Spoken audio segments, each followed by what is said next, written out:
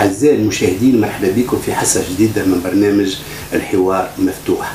تعرفوا كلكم اللي ثم برشا متساكنين معنا اللي ما يتكلموش باللغة التونسية، وهذاك علاش استثنائيا الحصة اليوم مجوجها لهم وباش نتكلموا باللغة الفرنسوية. Chers téléspectateurs, le thème d'aujourd'hui, c'est de Carthage à Tunis. Pour cela, nous avons reçu sur notre plateau deux invités, Abdelaziz Belkhouja, historien et éditeur. Monsieur Belkhouja, soyez le bienvenu sur le plateau d'El Hiwar. Merci, merci, c'est un plaisir pour moi, un plaisir renouvelé. Je suppose que vous allez me corriger, vous allez me dire que vous n'êtes pas tout à fait historien, vous êtes plutôt amateur. Oui. Amateur. Vous racontez beaucoup d'histoires en tout cas. Oui, je suis romancier aussi, mais j'ai écrit aussi des essais historiques. Et vous savez, l'histoire, souvent, elle a avancé grâce aux amateurs, pas aux professionnels. Pourquoi? Parce qu'il y a un peu ce supplément d'imagination qui permet d'aller plus loin, puis ensuite de vérifier. Et puis, vous savez, on est bien placé. Nous, ça fait 3 ans, on a vécu une révolution et jusqu'à aujourd'hui, personne ne sait exactement ce qui s'est passé. Donc, on sait que l'histoire mérite d'être toujours revu, d'être toujours retravaillé.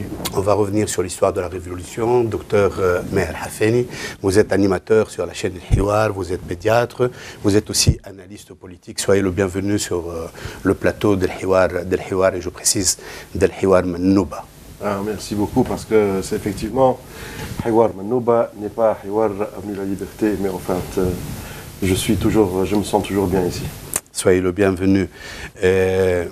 Abdelaziz, de Carthage à Tunis. Je commencerai par vous poser une question sur l'identité tunisienne.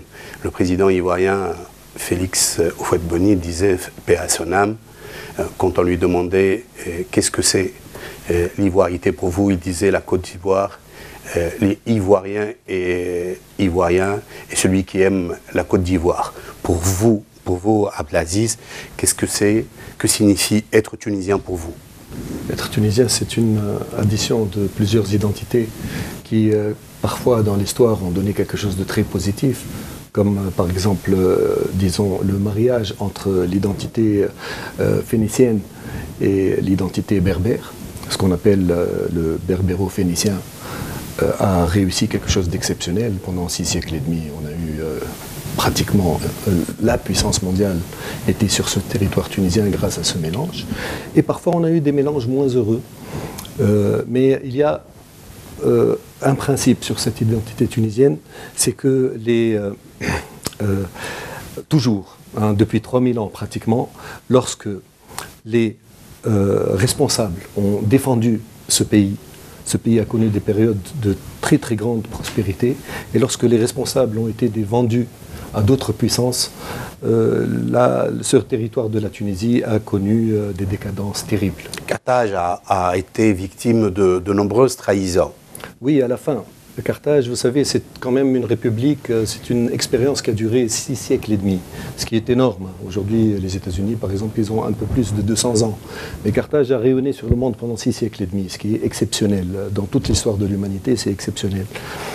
Et à la fin, à la toute fin, il y a eu des trahisons dans le sens où on s'est retrouvé avec une oligarchie qui maîtrisait toute l'économie du pays, et qui a pu le faire grâce à l'absence des Barca, de Hannibal et de son père, qui étaient en train de faire la guerre.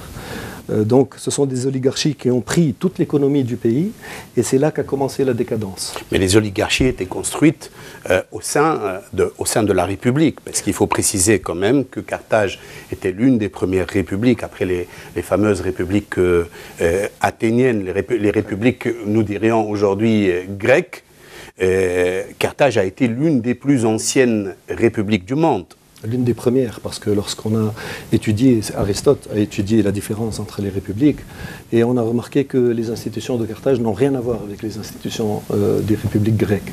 Donc il est très possible que la république de Carthage ait été non seulement parmi les premières, mais peut-être même la première. La première, mais oui. Il semblerait qu'elle ait été source d'inspiration pour les républicains américains qui se sont, entre guillemets, largement inspirés de la constitution de Carthage pour construire ce qu'est la constitution américaine aujourd'hui. Oui, l'identité enfin l'inspiration, les Américains ont été très inspirés par Carthage à plusieurs points. D'abord, on sait qu'aux États-Unis, il existe carrément 39 villes qui s'appellent Carthage.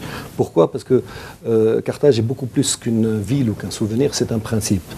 C'est le principe de la nouvelle cité. Donc, si vous voulez, c'est aussi l'idée de la cité idéale, Carthage. Carthage, on sait tous ce que ça veut dire, ça vient du phénicien Qart Hadash. Qui signifie Néapolis en romain aussi. Même on peut même arriver à l'arabe Qaria Haditha. C'est d'ailleurs plus proche. Et donc, ce principe de la nouvelle cité, c'est celui qui est sous-tendu donc, par la cité idéale. Et Carthage a toujours eu cette idée de cité idéale. D'ailleurs, lorsque Elissa est arrivée sur... Notre mère à tous. Voilà, lorsqu'elle est arrivée sur la plage de Carthage et qu'elle a choisi donc, ce nom, dans son esprit, c'était vraiment pour créer la cité idéale. Et on pense qu'elle y est arrivée, quoi. Meher Hafeni, népotisme, allégeance, partage de butin, ce sont les concerts qui ont rongé Carthage et qui ont fini par provoquer la perte de Carthage. Est-ce qu'aujourd'hui nous pouvons dire que notre Tunisie, notre Carthage d'aujourd'hui, continue à souffrir du même mal? Carthage, je voudrais d'abord faire une petite remarque. Les républiques helléniques étaient basées sur le pouvoir de la plèbe. Carthage était le premier sénat. La plèbe, c'est un terme péjoratif pour désigner le peuple. Non, au départ, il n'était pas... Il n'était pas péjoratif. C'était après repris, mais la plèbe voulait dire peuple. Par contre, Carthage avait un sénat, et c'était le premier sénat. Donc c'était la première république avec comment dirais-je, aristocratique.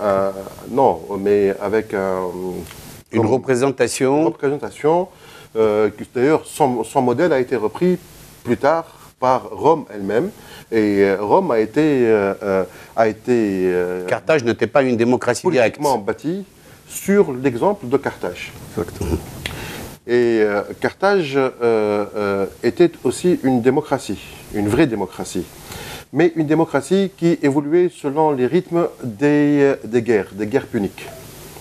Et ce qui était remarquable, c'est qu'à chaque fois que lors d'une guerre punique, il y avait des défaites, elles étaient toujours, ou pratiquement la plupart des défaites, étaient accompagnées de problèmes de despotisme et de népotisme.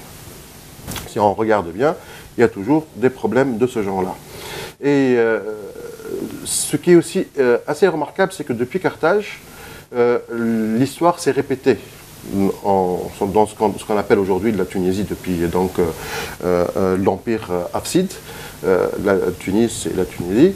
Ce genre de népotisme s'est toujours répété d'une façon cyclique. Bon. Aujourd'hui, la question c'est est-ce que nous vivons une partie de l'histoire qui nous rappelle cela? Peut-être, peut-être pas. Parce que la différence c'est que aujourd'hui, la Tunisie vit un moment assez particulier. C'est qu'il y a une société civile qui est assez alerte. Et je ne pense pas que le népotisme passe avec une société civile aussi alerte. Donc, je ne suis pas sûr que le népotisme soit de retour en Tunisie, mais en tout cas, même s'il y a quelques éléments, quelques indicateurs qui nous orientent vers un petit retour, je suis sûr que la société civile va se mettre en face et ce sont des moments qui sont assez difficiles, mais je crois qu'on va s'en sortir. Merci, Meher Abdelaziz Belkhouja. Le président Habib Bourguiba, paix à son âme, avait un fils, Bourguiba Junior, et Habib Bourguiba Junior était bruyant. Et pourtant, je dirais que le président Habib Bourguiba, du moins les 10 premières années de sa vie, les 10 belles années de la carrière de Bourguiba en tant que président de la République, il avait su garder son fils loin du processus de décision finale, je dirais. Par la suite, il est vrai qu'il y a eu ces histoires de nièces qui ont accompagné la fin du règne de Bourguiba. Ben Ali, quant à lui, au départ, il a bien démarré aussi les 10 premières années. Ensuite, il s'est fait étrangler par les 3 fameuses familles. en Tunisie, la Tunisie, d'après les événements, d'après ce que j'appelle moi les événements du 14 janvier, que d'autres appellent la révolution du 14 janvier, nous sentons un retour des familles autour du système politique, dans les partis même, parce que nous avons connu tous le cas du fameux ministre Bouchlek, gendre de Rachid El-Ghannouchi. Aujourd'hui, certains partis politiques tunisiens sont réellement minés par les fils, minés par les frères, minés par les neveux, par les sœurs. Meher Hafeni disait que le népotisme ne constitue pas un danger pour la Tunisie moderne, mais aujourd'hui, moi, je vous pose la question, au moment où nous nous apprêtons à construire tous ensemble la Troisième République, est-ce que nous ne devrions pas être davantage vigilants par rapport à la participation des membres, des membres des familles dans la vie politique tunisienne? Absolument. D'abord, lorsque quelqu'un a véritablement le sens de l'État, il ne fait pas de népotisme. Il ne permet pas à sa famille d'être proche du pouvoir. Pourquoi? Quel est le problème du népotisme? Quel est le problème de la famille? Le problème, c'est que vous avez un État qui est mis en place.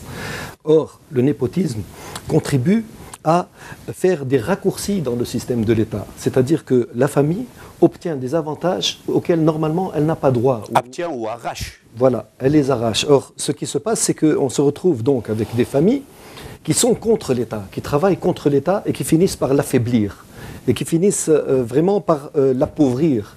Vous savez, avec cette histoire de marché, etc., ils finissent par appauvrir l'État. C'est-à-dire, au lieu que l'État fasse une autoroute à 300 milliards, il a fait à 700 ou à 800 milliards et la différence va dans la poche des familles. C'est ce qu'on a vu pendant 23 ans. Exactement, avec des sommes correspondantes, avec des sommes de 500 milliards et des sommes très très importantes. Pendant 13 ans, parce que les 10 premières années quand même ont été exceptionnelles en termes économiques, si vous parlez du système de Ben Ali et Abdelaziz Belkhouje. D'ailleurs, juste une petite note. Vous savez jusqu'à quand le système de Bourguiba a été un système légitime, comme le système de Ben Ali a été un système légitime, jusqu'à ce qu'il ne respecte plus la Constitution. Bourguiba, à partir de 1975, a commencé à faire n'importe quoi, parce que justement, il n'a plus respecté la Constitution, qui était quand même le socle du contrat social avec les Tunisiens. Et Ben Ali, c'est à partir de 2004. En 2002, vous vous souvenez, il y a eu la fameuse campagne. C'est-à-dire, Bourguiba comme Ben Ali, malheureusement, ont été contre l'État même que Bourguiba a fait et contre la Constitution même qui a permis à Ben Ali de prendre le pouvoir. C'est-à-dire que, en fait, il y a eu comme un sabordage. Ce sont des gens qui se sont auto-sabordés. Bourguiba comme Ben Ali se sont auto-sabordés. Voilà. L'un comme l'autre, ils n'ont pas su partir à temps. Exactement. Et c'est terrible parce que je me souviens très bien à l'époque, dans les années 74-75, beaucoup essayaient de dire à Bourguiba qu'il serait temps qu'il parte pour justement se sauver lui-même. Mais il ne voulait rien entendre. Hein. Il ne faut pas penser que ce sont les proches. Certainement, il y a eu les proches du côté de sa famille qui ont insisté, ça je ne sais pas. Mais ce que je sais, c'est qu'il y avait plusieurs hommes d'État qui ont osé lui dire à Bourguiba de ne pas en fait enfreindre la Constitution qu'il avait lui-même contribué à mettre en place. Mais Hafeni, est-ce que c'est une fatalité pour les enfants de Carthage de s'accrocher au pouvoir? Parce que comme on le voit, le président Habib Bourguiba était un président brillant et pourtant vers la fin, il a connu un déclin terrible. Il en a été de même. Il en a été de même pour le président Ben Ali. Et aujourd'hui, nous assistons aussi à nos vieux sages qui s'accrochent de manière inexplicable au pouvoir. Et nous savons tous qu'ils n'ont plus rien à apporter au système. Tout le monde s'attend à ce qu'ils passent le témoin, à ce qu'ils créent une nouvelle génération politique. Et c'est au moment où nous espérons tous qu'ils passent la main, qu'ils s'accrochent et qu'ils dénaturent l'essence même du système politique tunisien.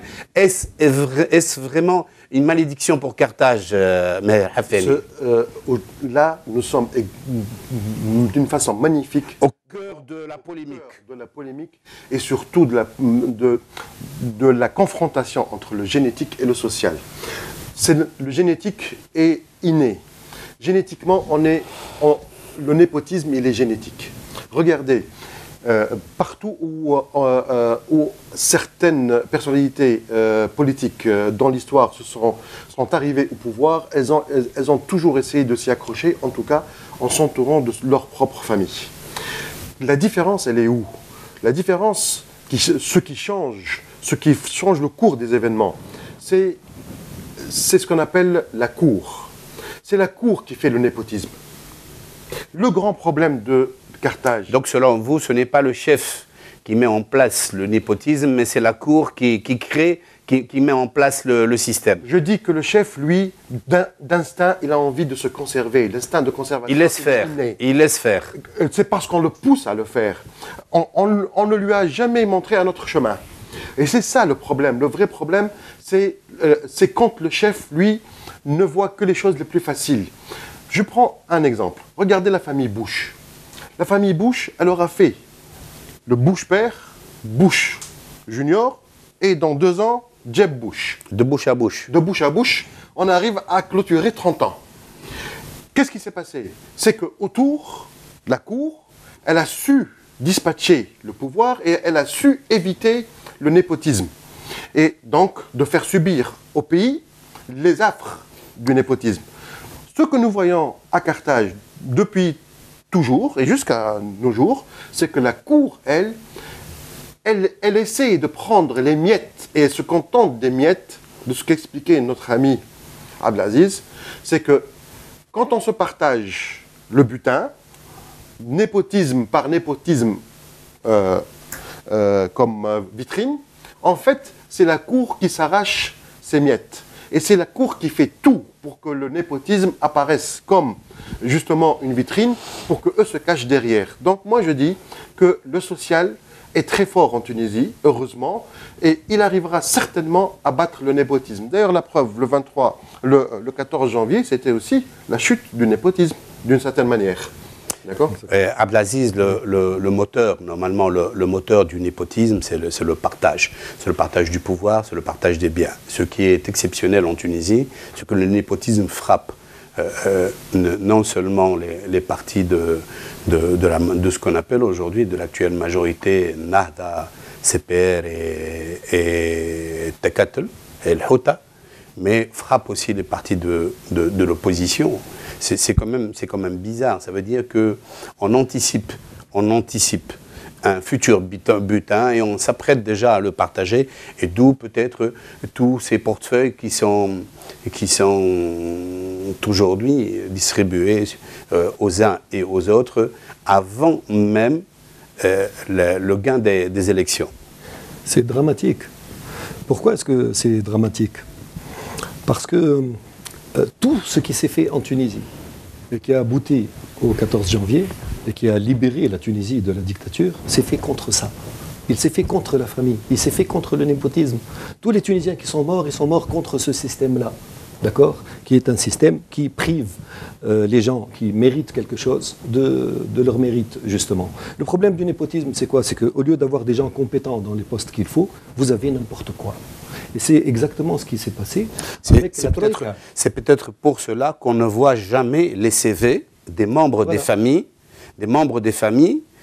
qui sont au pouvoir, comme les familles qui sont de l'opposition. On ne voit pas l'ombre d'un CV. Exactement. Je disais que la Troïka nous a fait subir à la Tunisie une autre forme de népotisme. C'est-à-dire qu'elle a voulu, en fait, vous savez, le problème principal de ces 3 dernières années, de l'arrivée de la Troïka au pouvoir avec à sa tête Nahda, a été le problème de principe. C'était que Nahda, au lieu de fonctionner comme fonctionne une organisation qui est à la tête d'un État, elle a fonctionné comme une secte avec la fidélité. L'allégeance. L'allégeance. Et ça, c'est Al-Mubaya en arabe. C'est très grave parce qu'on est retombé dans un système tribal, au lieu d'être dans un système étatique qui permet aux compétences de briller. On a enlevé les compétences, on a mis des gens à nous, des gens à soi, et c'est comme ça qu'on s'est retrouvé dans un État qui était en faillite déclarée. Parce qu'il y a beaucoup de choses qu'on ne sait pas, qui ne sont pas sorties. Mais vous savez, l'État a été... c'est-à-dire que Nahda a fait avec l'État comme exactement un butin. Pour elle, au lieu que ce soit une organisation qu'il faut travailler, qu'il faut renforcer pour qu'elle puisse justement servir le pays, ils l'ont utilisé comme un butin, c'est-à-dire hey, donne, je prends. Vous savez qu'il y avait à peu près 60 ministres sans portefeuille qui n'avaient rien à faire au premier ministère pendant 2 ans. 60 ministres sans portefeuille avec tous les avantages des ministres qui étaient en train de se tourner les pouces à la place du gouvernement. La Troïka a procédé au pillage du pays exactement. pendant 3 ans, en bonne et due forme. Exactement. Et ça, en contradiction avec tout ce qui les a menés au pouvoir, justement. En contradiction avec toute la campagne électorale. Mais malheureusement, aujourd'hui, ce phénomène, on le retrouve partout.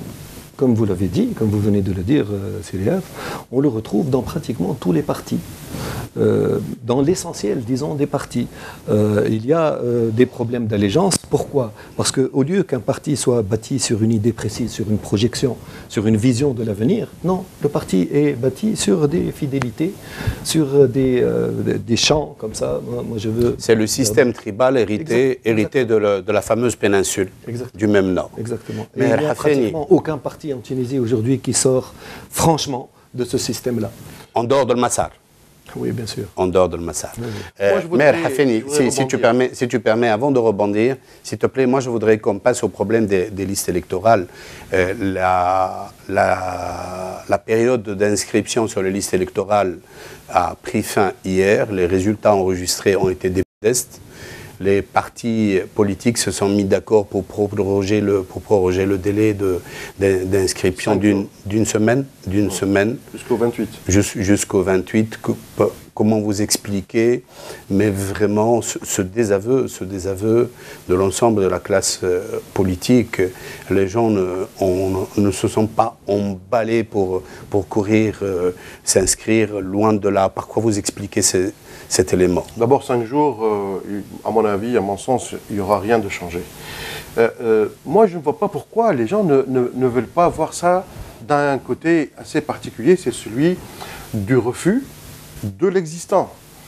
Aujourd'hui, nous avons à peu près 4,5 millions de Tunisiens qui refusent de s'inscrire, qui ne veulent pas aller s'inscrire, qui ne se sentent pas concernés par ce qui se passe dans le pays. Il faut vraiment se poser la question. Pourquoi ils ne se sentent pas concernés par leur propre vie, par leur propre citoyenneté? Ça, c'est la bonne question. Et les gens ne veulent pas voir, peut-être certains le savent, mais ils ne veulent pas le voir. Le problème est que le grand problème en Tunisie aujourd'hui, c'est la confiance. Plus personne n'a confiance en plus personne. Les Tunisiens ne font pas confiance à leur classe politique. Il y a réellement un désaveu dans l'ensemble de la classe. Gouvernants comme opposition sont rejetés en bloc par les Tunisiens aujourd'hui. Quand on voit hier, par exemple, je prends un exemple. Hier, un article qui sort dans un grand parti, concernant un grand parti, où on attaque le secrétaire général de ce parti, alors qu'il n'est même pas concerné par la législative. Et dans ce grand parti, on attaque leur propre secrétaire général en disant qu'il n'a pas eu de voix dans une bizarre consultation. Dans une prétendue consultation démocratique. Prétendue consultation démocratique où on sait tous que ce sont des consultations qui sont dirigées, orientées en arrière-plan par certains dirigeants contre... Comment voulez-vous que le Tunisien ait confiance ? Donc nous assistons réellement à une mascarade démocratique. C'est un problème d'état d'esprit, ce n'est pas du tout un problème idéologique. Majorité comme opposition, on continue à utiliser des méthodes révolues relevant d'un autre âge. Les partis refusent de s'inscrire dans la modernité réellement. Et en plus, ces dirigeants-là ne veulent pas évoluer, ils ne comprennent pas que c'est fini ça, c'est fini, il faut vraiment tourner la page. Il faut tourner la page de ces manipulations. Le peuple est à 93% alphabétisé. Le plus grand des imbéciles, et je ne vois pas imbécile d'une façon péjorative, mais imbécile c'est avec un QI égal à 70%, le plus grand des imbéciles, lui, il sait très bien en Tunisie aujourd'hui que les manipulations qu'il est en train de regarder ne peuvent pas aboutir. Et avec ça, on ne peut pas bâtir une société, on ne peut pas bâtir un avenir, on ne peut pas bâtir une économie, et surtout pas une sécurité. Abdelaziz Belkhouja, les Tunisiens ont renversé un ancien régime qui était miné par le népotisme, miné par par l'affairisme, malgré un bilan économique sur 23 ans du régime Ben Ali on peut dire que en comparaison à ce qui se fait aujourd'hui, on peut dire que le bilan de Ben Ali était sur le plan économique satisfaisant. Malgré cela, la nouvelle opposition continue à utiliser les mêmes références, le même système. Est-ce que vous pensez qu'aujourd'hui, que l'actuelle opposition est capable de constituer un front uni pour aller aux élections? Regardez, comme l'a dit Meher, le problème de base, c'est le problème de confiance. Le problème de confiance, il prend sa source dans ce qui s'est passé. Déjà, aujourd'hui, 99% des Tunisiens ne savent plus ce qui s'est passé. Ils ont vécu ce qui s'est passé, mais ils ne savent plus ce qui s'est passé. Ils se disent, il y a quelqu'un derrière, il y a des organisations derrière, etc. Ça, déjà, c'est très dangereux. Quand on ne sait pas pourquoi on en est là, c'est très dangereux parce qu'on rate l'essentiel. Maintenant... Est-ce que je peux vous interrompre, Abdelaziz? Est-ce que vous pouvez présenter à nos téléspectateurs les différents ouvrages de votre maison d'édition, en commençant par le 14 janvier. Justement, c'est le sujet. 14 janvier, l'enquête. Voilà. En fait, le 14 janvier, l'enquête, j'ai décidé de l'écrire avec Tarek Cheikhrouho. Pourquoi? Parce qu'on s'est aperçu, lorsqu'on a commencé à étudier les procès-verbaux du tribunal militaire qui a demandé à tout le monde de donner les témoignages, on a remarqué que le gouvernement Mohamed El Ghannouchi a commencé à mentir le 14 au soir aux Tunisiens. Et là, on s'est dit, ça suffit. Ça fait 50 ans qu'on nous raconte n'importe quoi. Et bien aujourd'hui, il faut absolument qu'on arrête avec cette dynamique du mensonge, parce que les hommes politiques qui se retrouvent à la tête de l'État mentent systématiquement à leur peuple. Bourguiba pouvait le faire. Ben Ali pouvait s'offrir ce luxe. Le gouvernement Mohamed Ghannouchi a commencé à mentir le 14 au soir. Il faut préciser que dans le gouvernement de Mohamed Ghannouchi, beaucoup sont actuellement des présidents de partis. Oui, d'accord. C'est très important. On y reviendra, mais attends, parce que tu vas me faire perdre l'idée. En fait, Mohamed Ghannouchi, qui c'est qu'il a mis à la tête de l'État? Mohamed Ghannouchi et tous ceux qui ont suivi jusqu'à aujourd'hui. Qui c'est? C'est le peuple qui les a mis. Et là, il n'y a plus aucun doute. Ben Ali s'est mis tout seul à la tête de l'État. Mais Mohamed Ghannouchi, non. Alors, à partir de là, Mohamed Ghannouchi n'a pas le droit de mentir. Aujourd'hui, lorsque j'entends les responsables nous dire « Oui, mais ça, on ne peut pas dire ça au peuple », mais vous êtes fous. C'est le peuple qui vous a mis là-bas. Vous avez une obligation totale de dire les choses au peuple. Et ça, c'est exactement dans cette logique-là. On a voulu dire aux Tunisiens ce qui s'est passé. On a fait une enquête pour ça, on ne défend personne, alors là vraiment personne, on ne défend que la vérité, on évite le plus possible les théories du complot, parce que souvent elles sont complètement vides, d'accord? Et on a essayé de s'attacher aux faits, vraiment aux faits. Qu'est-ce qui s'est passé le 14 janvier à l'aéroport? Qu'est-ce qui s'est passé à Carthage, à la présidence de la République? Qu'est-ce qui s'est passé dans les casernes? Qu'est-ce qui s'est passé à Bouchoucha, où il y avait la batte?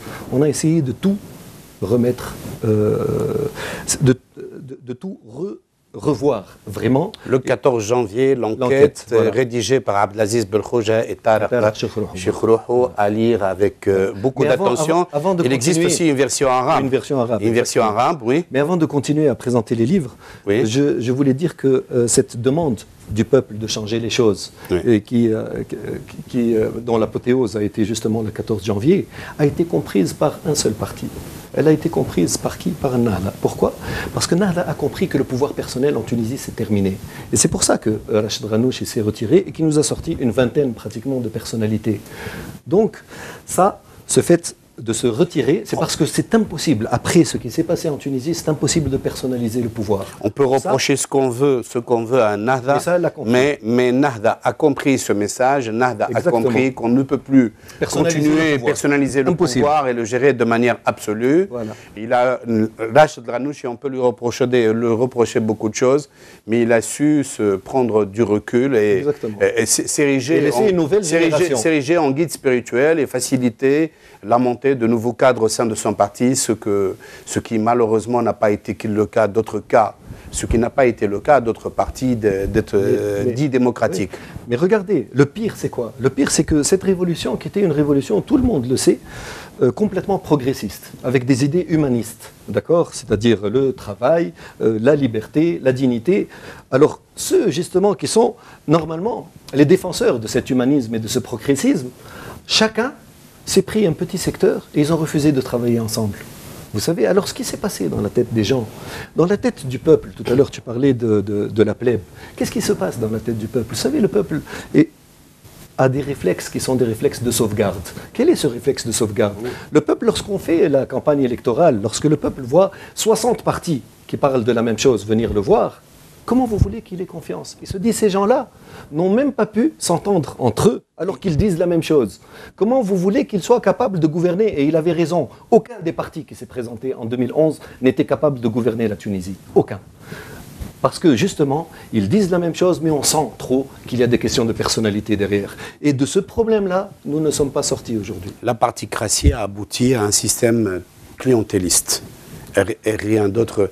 Mais Hafeni, est-ce que vous pensez, je repose la même question, est-ce que vous pensez qu'on pourrait arriver ce 26 octobre à un autre modèle que lors du 23 octobre 2011? Je suis convaincu que si la raison pour laquelle le parti Nida Tounes a été créé, à savoir réunir les 1 500 000 voix éparpillées, qui n'ont eu aucun siège à la constituante. Si on revient au basique, en général, à la genèse, si on revient à ce principe-là et qu'on oublie et qu'on met de côté les folies de grandeur de certains dirigeants, alors les partis pourront tous trouver leur place, ils pourront tous être sous un seul emblème, un seul programme, celui de la recréation de la Tunisie que nous avons hérité de nos pères et de nos grands-pères. Nida a été créée pour fédérer les énergies positives, absolument, pour fédérer les forces modernistes, les forces progressistes, et non pour faire la d'un individu, quel que soit le brio, quelle que soit l'importance de cet individu. Nous retournons à ce que disait Abdelaziz, Nada a compris que les individus ne comptent plus, maintenant c'est le peuple qui compte. Si nous arrivons à créer cette unité, d'ailleurs qui est déjà prête, c'est l'Union pour la Tunisie, l'UPT. Si cette UPT voit le jour, prend forme, prend forme sous forme d'un programme, sous forme d'un programme politique et même de liste électorale, alors nous aurons une chance de sauver la Tunisie. Et de créer une Tunisie réellement moderne, une Tunisie sociale, une Tunisie ouverte sur le reste du monde. On ne va pas la créer, on va la voir continuer. Elle existe, la Tunisie moderne. La Tunisie a été endémiquement, d'une façon endémique, depuis Carthage, moderniste. Ça évolue à bas bruit, c'est systématique. Nous évoluons tout le temps et d'une façon endémique vers la modernité. Mais la création de cette troisième république de Carthage, de cette troisième république tunisienne, exige aujourd'hui plus que jamais l'unification de toutes les forces modernistes du pays. Sinon, nous allons retomber dans le 7e siècle, nous allons retomber dans l'obscurantisme. Absolument. C'est ça le problème. C'est ça, oui, mais là, c'est notre devoir à nous, la société civile, de nous opposer aux instincts, comment dirais-je, rapaces. Hégémoniques et rapaces de certains individus qui sont, somme toute, normaux dans une société. Il y a toujours des gens qui veulent submerger la société, peu importe le niveau intellectuel qu'ils ont, ils ont toujours cette réaction primaire d'essayer d'avoir la main mise sur le reste de la population. Mais si la société fait face et qu'elle s'unisse en vue de pousser vers ces partis, vers l'Union pour la Tunisie et en fin de compte des listes communes où le Tunisien va se retrouver, puisqu'il sera représenté par toutes les tendances modernistes et progressistes, là je suis sûr que nous allons faire de la Tunisie un exemple, d'abord un exemple pour le monde entier d'élections libres et comment dirais-je, claires, transparentes, voilà. Transparente. Et deuxièmement, nous aurons dit non à l'obscurantisme. N'oubliez pas que hier, nous avons vu que, à côté de nous, la Libye, en Libye, actuellement, nous avons les résultats des élections et sur 200 sièges, les frères musulmans n'ont obtenu qu'une trentaine de sièges. Les frères musulmans n'ont obtenu qu'une trentaine, dont 23 modérés. D'accord. Donc, c'est un signe. Ça veut dire que l'islam politique est partout en faillite. Mais ça fait des mois. Et pourtant il se trouve qu'il y ait aujourd'hui des gens à continuer à faire la promotion de cet islam politique. Mais pourquoi? Qui est en faillite aujourd'hui. Parce qu'ils savent qu'ils ne peuvent arriver au pouvoir qu'à travers cet islam politique. Parce qu'eux, ils n'ont pas d'argument à faire valoir. Le seul argument à faire valoir, c'est justement ces ententes d'arrière-plan avec lesquelles ils espèrent arriver au premier plan. Voilà la vérité. Sir Abdelaziz, le septembre 2011, l'un des partis dits à l'époque modernistes, le PDP, était annoncé comme second des résultats des sondages. Ensuite, le 23 octobre, le PDP a ramassé une grosse taloche et a pratiquement aujourd'hui disparu de la scène politique. Est-ce que vous pensez que le parti Nida Tounes court le même risque aujourd'hui? Absolument, c'est possible. Mais moi, ce qui me gêne, c'est qu'il y a des solutions pour éviter l'aventurisme. Parce que là, nous sommes en plein aventurisme politique. Il y a des solutions qui sont très claires. Tout à l'heure, Meher parlait de l'Union pour la Tunisie. Oui, je suis d'accord avec l'Union pour la Tunisie, mais par contre, je ne suis pas d'accord concernant le nom d'Union pour la Tunisie. Moi, je suis pour que cet ensemble garde le nom de Nidé. Parce que tout s'est fait. Je suis d'accord avec toi. Et même le logo de Nidé. Mais toi, Riyad, tu as proposé quelque chose de très intéressant. Je t'ai entendu une fois le proposer à une émission. Tu avais dit que Nida Tounes reste un programme de société. Le logo reste le logo des progressistes et des modernistes. Nakhla. Hein, mais par contre, l'Union pour la Tunisie... Non, on avait dit déjà que Nida Tounes ne devait pas être annoncé... Pardon, excusez-moi. Que Nida Tounes, par respect pour les autres partis qui viendraient rejoindre Nida Tounes, que Nida Tounes ne devait pas être annoncé en tant que haraka, en tant que mouvement politique, mais en tant que dynamique, en tant qu'enseigne politique. Que par la suite, nous pourrions tous ensemble choisir pour slogan Al-Ittihad min Ajli Tounes. J'ai entendu le proposer et je t'ai même applaudi chez moi à la maison. J'ai dit voilà ce qu'il faut. Vraiment, tu as eu l'idée qu'il fallait, et pourquoi ne pas la creuser? Mais apparemment, Abdelaziz, aujourd'hui, plus que jamais, le népotisme, les cours structurés, constitués, organisés autour de certains chefs de l'opposition étouffent le système. Et plus que jamais, ces mots constituent un cancer pour la Tunisie. Est-ce que tu penses qu'il y a une solution à Abdelaziz? Oui, il y a toujours des solutions, heureusement. Mais d'abord, pour trouver des solutions, il faut se mettre à table et discuter, ce que les gens font très peu. Moi, je sais que les leaders du progressisme, du réformisme, se rencontrent très rarement et discutent très rarement. Ils sont chacun... Ils n'échangent pas. Oui, ils n'échangent pas. C'est ça qui est terrible. Or, la solution est très simple. Vous avez d'un côté une idée stricto sensu, d'accord? Et vous avez d'un côté tous les autres qui essayent aujourd'hui de se réunir autour de l'Union pour la Tunisie. Or, la chose est très simple. Tous les autres peuvent parfaitement dire à Nidé, OK, on accepte de travailler sous la houlette de Nidé, sous le nom du Nidé, mais à une condition, à deux conditions. Un, on en finit avec le népotisme. Et deux, il nous faut absolument renouer avec ce qui a provoqué tout cela, c'est-à-dire renouer avec la démocratie interne. Parce que népotisme, on a beaucoup parlé de népotisme aujourd'hui, mais on n'a pas beaucoup parlé de démocratie interne. Alors aujourd'hui, tous les autres membres de l'UPT peuvent dire, tout simplement, à Sylbeji Khaït Sebsi, ils peuvent lui dire, nous sommes avec vous, sous la houlette de Nidé, mais à condition, ces deux choses-là, on ne les accepte pas. Et là, ils mettront Nidé devant ses responsabilités, devant tout le peuple, parce que ça, c'est quelque chose qui ne se refuse pas. Abdelaziz, si tu permets, donc je reprends ce que tu as dit. Selon toi, le préalable aujourd'hui, c'est de mettre fin, sans condition, bien sûr, sans délai, au népotisme. 2, la structuration.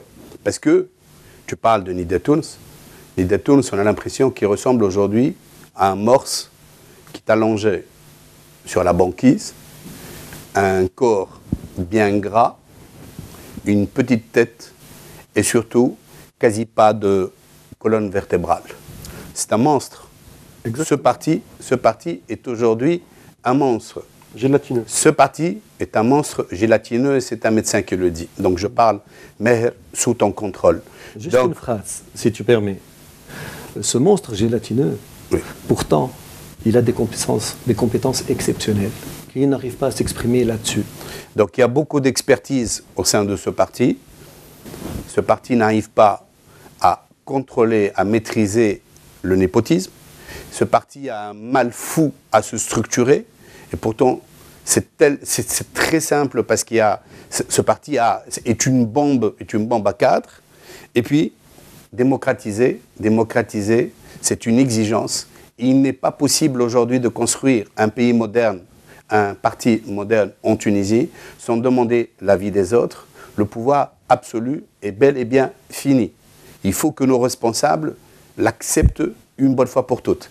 Sinon, nous courons tous vers un nouveau désastre électoral, d'autant que le système politique le système électoral qui a été accepté par tous, cache au moins deux particularités.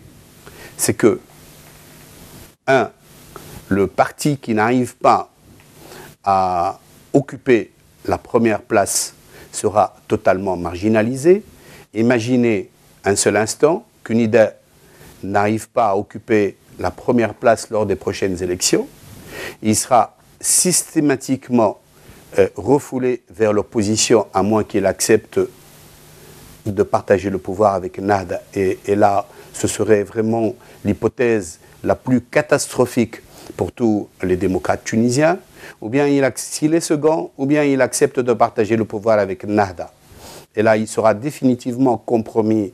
Nida se retrouverait dans le rôle que joue Etakatol aujourd'hui. S'il n'accepte pas de jouer ce rôle alors qu'il est second, ses cadres vont le quitter parce que malheureusement, dans nos pays, nous n'avons pas la tradition de rester dans l'opposition pendant de nombreuses années et ce parti va fondre comme neige au soleil.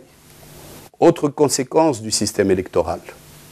Tous ces petits partis, dits démocratiques aujourd'hui, qui n'arriveront pas à avoir une représentation conséquente dans le prochain Parlement, seront condamnés à la disparition pure et simple. La seule solution, c'est de s'asseoir autour d'une table et de réfléchir aux 3 points qui viennent d'être avancés par Abdelaziz Belkhouja. Mettre fin au népotisme, structurer Nida et démocratiser la vie politique au sein de nos propres partis. On ne peut pas prétendre à la démocratisation de la société tout entière si on ne parvient pas à démocratiser son propre parti. Abdelaziz, sans démagogie et honnêtement, quel est le pourcentage, quelle est la probabilité de réalisation, de réussite du scénario que tu avances? Moi, je ne suis pas beaucoup pour les probabilités, je crois beaucoup plus à la volonté. Ce que je sais, c'est qu'au sein de chaque parti dont on a parlé aujourd'hui, au sein de chaque parti progressiste, en dessous des dirigeants principaux, tout le monde pense la même chose. Et donc, ce qui se passe, c'est que c'est un très très grand gâchis. Moi, si je peux dire ce que j'ai dans le cœur, moi je demande à tous ces jeunes-là qui sont en dessous des de faire sauter le bouchon. Ah oui, oui. De faire sauter le bouchon. Il faut les exploser parce qu'ils sont la cause de tout le malheur que vit la Tunisie. Il faut les exploser parce que ces gens-là sont en train de traîner des casseroles depuis 40 ans. Et que nous, les Tunisiens, qui voulons absolument changer notre mode de vie, changer la mentalité, etc. On reste. Oui, je vois Mel qui sourit. Parce qu'on a écrit un article sur moi comme quoi je serai putschiste parce que je pense la même chose. Moi, je suis putschiste aussi. Il faut les dégager. Il y en a marre. Il y en a marre de ces gens-là qui traînent des casseroles parce que, comme je l'ai dit une fois à la radio, il y en a un qui a piqué la copine de l'autre. Il y en a un qui Abdelaziz, excuse-moi, oui. je m'inscris en porte-à-faux par rapport à ce que tu dis parce que parmi nos chefs, il y a ceux qui ont une certaine expérience quand même et nous avons tous besoin de leur expérience. Je pense. Est-ce que vous pouvez me donner un seul exemple de réussite politique de l'opposition depuis 60 ans. Un seul petit exemple de rien du tout. Ces gens-là n'ont jamais rien fait. Jamais. Mais je peux te donner un exemple tout de suite. Habib Bourguiba, il a été un opposant notoire à la France. Oui, mais Habib... Et il a bien réussi. Non, Oui, hein? mais il a dit depuis bien 60 sûr. ans. Habib Bourguiba, vous avez Il a vu... réussi il y a un siècle. Oui, mais vous avez vu l'organisation, vous avez vu le sens de l'organisation, vous avez vu les hommes qui étaient autour d'Habib Bourguiba. Aujourd'hui, ce à quoi on assiste, c'est qu'on assiste à des dirigeants qui éloignent toutes les compétences parce qu'ils ont peur de ces compétences-là. Les dirigeants, malheureusement, les dirigeants de notre opposition ne contribuent pas à la recherche aujourd'hui de solutions. Ils font aujourd'hui partie intégrante du problème. Nos dirigeants font partie du problème. Il est grand temps que ce problème soit posé correctement, justement. Regarde, je voudrais te poser une question. Tu as parlé tout à l'heure d'un scénario. Tu as dit si Nada est première aux élections. Moi, je te dis si Nida est deuxième aux élections. Est-ce que Nada ne donnerait pas satisfaction aux petits partis en leur lançant les miettes ou les petits os qu'ils veulent? Et en fin de compte, il serait possible qu'il serait marginalisé. Et le Nida, s'il est marginalisé, c'est un parti qui serait dissolu de lui-même, qui va se dissoudre, puisque nous savons tous qu'il repose sur la personnalité de Sibéji Qaïs Sebsi Rabbi et Tawal Fianfessou. D'accord? Mais le problème, c'est que si Nida est marginalisé, nous allons retourner au pouvoir unique, celui de la Nahda, et une nouvelle dictature. C'est ça l'enjeu, le grand enjeu, le vrai enjeu qui fait peur aujourd'hui. En tout cas, Meher, tu le sais aussi bien que moi, que les sondages sérieux qui ont été publiés ces dernières semaines donnent Nida second. Si Nida est second, Nida disparaîtra totalement de la scène politique. C'est la catastrophe. Où il sera condamné à partager. Et c'est pour ça que nous sommes mobilisés. De partager le pouvoir avec Nahda. Comment aujourd'hui créer une dynamique, créer une dynamique sans préjugés, comment créer une dynamique sincère et honnête entre toutes les forces démocratiques en Tunisie pour créer réellement un front démocratique capable de faire la différence et capable d'occuper le premier rang, capable d'arracher la majorité au Parlement, capable de sécréter un Premier ministre de qualité et de continuer ces réformes qui sont menées depuis des dizaines d'années en Tunisie. Eh bien, tout simplement en suivant ce qu'a dit Sibéji Qaïs Sebsi au début de la formation de Nida. Je ne vois pas pourquoi le discours de Nida a changé. Oui. Nida voulait réunir tout le monde pour faire justement ce que vous venez de dire, Seriat. Et malheureusement, aujourd'hui, on s'est éloigné de cette logique. Vous avez mentionné quelque chose qui est très rare ces jours-ci. Vous avez parlé de Premier ministre. Pourquoi? Parce que vous êtes quelqu'un de sensé. Est-ce que vous avez remarqué que la plupart des gens ne parlent que du président alors qu'on sait parfaitement, constitutionnellement, que le président ne sert plus à rien? Que ce que nous allons avoir, ça va être, disons, la copie de ce que nous sommes en train de vivre aujourd'hui. Or, justement, ce à quoi nous assistons dans l'opposition, on se retrouve aujourd'hui avec 30 candidats, c'est complètement débile parce qu'on sait que l'essentiel, c'est le Premier ministre. Alors, tous ces gens-là qui veulent être présidents, qu'est-ce qu'ils veulent? Ils veulent gérer la Tunisie, ils veulent sortir la Tunisie de la misère, ils veulent nous sortir de la crise? Non, ils veulent juste briller à Carthage, c'est tout. Il n'y a personne qui a dit « moi je veux être Premier ministre ». C'est l'expression des égos. Voilà, exactement. Et c'est pour ça que moi je demande... Nos candidats sont quasi des psychopathes. Voilà. Et si aujourd'hui, parce que quand même il faut des notes positives, parce que si aujourd'hui tous les trois on est en train de parler de Nida et de lui demander de faire ces choses-là, c'est pourquoi? C'est parce qu'on sait que Nida est pratiquement la dernière chance des progressistes en Tunisie. Il faut le dire. La plupart, Abdelaziz, si tu permets, la plupart des démocrates apportent leur soutien absolu, leur soutien total à Maître Béji Qaïs Sebsi des années 70. La plupart des démocrates apportent leur soutien à Béji Qaïs Sebsi qui a lancé l'initiative de Nida. Mais une majorité de démocrates se posent aujourd'hui des questions et des questions sérieuses sur les véritables motivations de leur ami Béji Qaïs Sebsi. Et c'est bien cela, le message que vous voulez faire passer. C'est Abdelaziz. Et ces questions peuvent être résolues en 5 minutes, avec 2 décisions. 1. Je termine avec le népotisme, parce que les Tunisiens n'ont plus confiance. Une question personnelle, Abdelaziz. Vous êtes vous-même le fils de Hassan Belkhouje, paix à son âme, qui a dominé la scène politique aussi pendant des décades. Et vous-même, vous êtes l'un des plus grands notables de votre région. Et pourtant, vous n'avez jamais essayé de vous imposer aux législatives dans votre région, alors que pratiquement tous les races jbéliens, tous les bizertins vous demandent de vous positionner. Comment vous expliquez cela? Voilà, je n'y ai jamais pensé en fait. Je n'y ai jamais pensé. Pourquoi? Parce que personnellement, j'ai essayé de faire de la politique. De toute façon, ça ne m'a pas plu. Ça ne m'a pas plu. J'ai découvert des gens qui, au lieu de s'occuper du pays, s'occupent de leur petite personne. Et je tiens à l'adjectif. Moi, on avait essayé de réunir, vous vous souvenez, on avait essayé de réunir tous les progressistes autour d'un mouvement qui a fini par s'appeler le Qutb à l'époque. Il n'y a que le Massar qui a marché. C'est pour ça que je rejoins ce que vous avez dit tout à l'heure. Donc, moi, mon problème, ce n'est pas de briller personnellement, mais c'est d'essayer de participer à une expérience pour sauver la Tunisie, pour aider la Tunisie.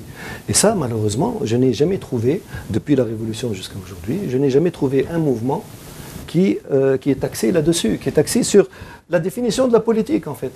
Vous savez, on est tous à côté de la plaque.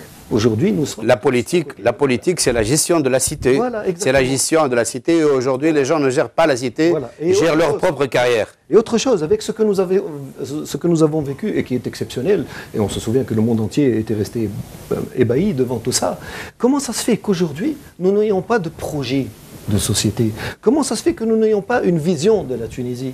Pourquoi est-ce que personne n'a défini? Vous savez, les gens on se bat, Abdelaziz. Il y en a beaucoup qui l'ont fait. Abdelaziz, nous continuons à nous battre pour des partis politiques, alors qu'aujourd'hui, il s'agit plus que jamais de se battre pour un projet de société. Exactement.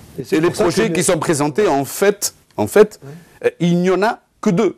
Il y a le projet moderniste, il y a l'autre projet, celui des frères musulmans. En bonne logique, les élections devraient être quelque chose d'extrêmement simple, où on opte pour une Tunisie, la Tunisie de demain, ou on opte pour une référence qui n'a absolument rien à voir avec la Tunisie. C'est aussi simple que ça. Il y a le problème des conservatismes, parce que beaucoup disent que Nidé a un côté conservateur et Nahda est complètement conservatrice. Le problème, c'est que le schéma politique traditionnel est complètement cassé. D'accord? Le problème, c'est que les réformateurs, ceux sur lesquels pensaient miser tous les Tunisiens, aujourd'hui sont éclatés. Le problème, c'est toujours en politique, c'est d'un côté vous avez les conservateurs, d'un côté vous avez les réformateurs. Ceux qui veulent que les choses ne changent pas, parce qu'ils sont assis sur des droits acquis, d'accord, sur des avantages acquis, et ceux qui veulent changer, les réformistes. Or, aujourd'hui, les réformistes, ils sont partout et nulle part, malheureusement. Mais Al-Hafeni, vous êtes très critique dans votre propre parti. Est-ce que vous ne craignez pas d'être éjecté du système politique, de vous retrouver marginalisé? D'abord, moi, la politique, je ne me considère pas politicien, je ne me prends pas au sérieux. Ce qui m'a poussé à aller vers la politique, c'était un instinct de conservation, c'était essayer de rendre à mon pays ce qui m'a donné, en fait, assister à mon pays. Je n'oublie pas que je suis un pur produit de l'école tunisienne. De l'école bourguibienne. De l'école bourguibienne. Je suis un véritable syndicat. Je suis à l'origine de cette photo et j'en suis fier. D'accord ?